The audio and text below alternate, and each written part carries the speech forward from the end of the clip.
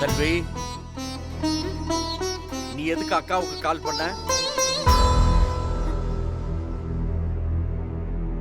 பிரகாஷோட விஷயத்த சொல்லதானே?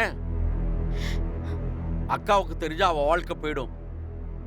வேலை நல்லவன் தெரிஞ்ச பிறகும் வேலை கிட்ட சத்திய பிரிக்க எனக்கு விருப்பம் இல்லை.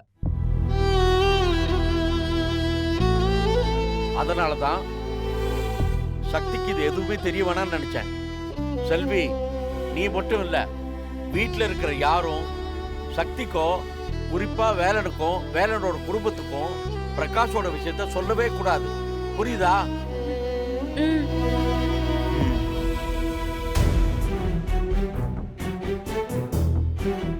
இந்த விஷயத்த நான் எப்படி சமாளிக்கணுமோ அப்படி சமாளிச்சுக்கிறேன்.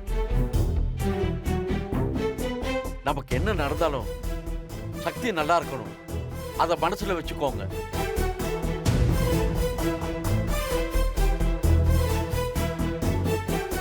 சக்திக்கு சந்தேகம் வந்துடக்கூடாதுதான் அவளை திட்டி அனுப்பினேன்.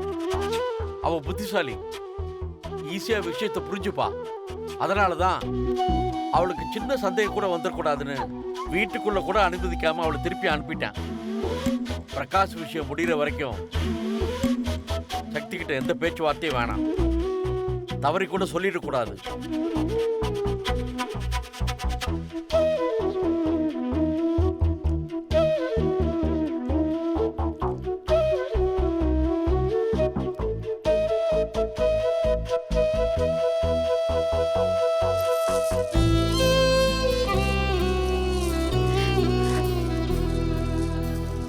ஏன் பாட்டி இப்படி பண்றாரு?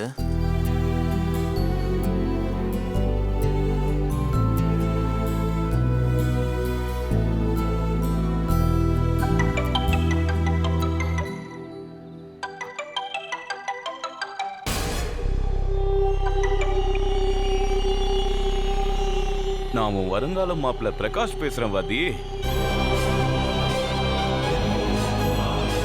போனை கட் பண்ண, அவ்வளவுதான்.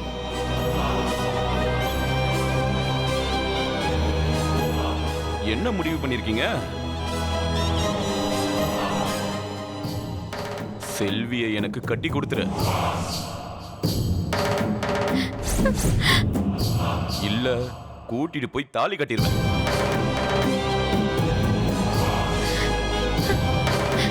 என்ன பாதி?